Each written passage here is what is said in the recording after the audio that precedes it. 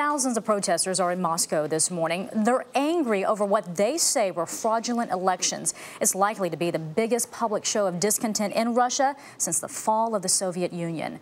CBS News correspondent Charlie Daggett is following developments from our London bureau. Good morning, Charlie. What's the latest there? Good morning to you, Betty. Well, we've seen some clashes in St. Petersburg, riot police dragging away protesters. We spoke to our colleague in Moscow, says the demonstrations there have so far been peaceful, but they're growing in number and in anger. It's a sight Russia hasn't seen for 20 years, a mass anti-government demonstration that's been allowed to go ahead.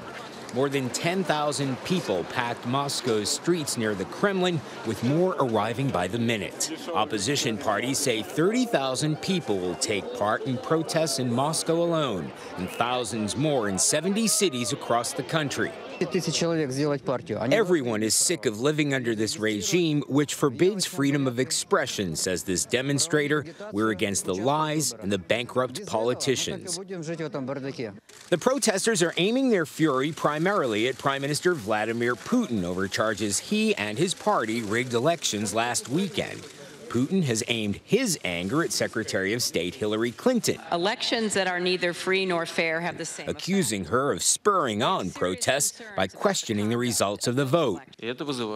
He said the first thing the Secretary of State did was give her opinion about elections, saying they were unfair and unjust, even before she got results from international monitors.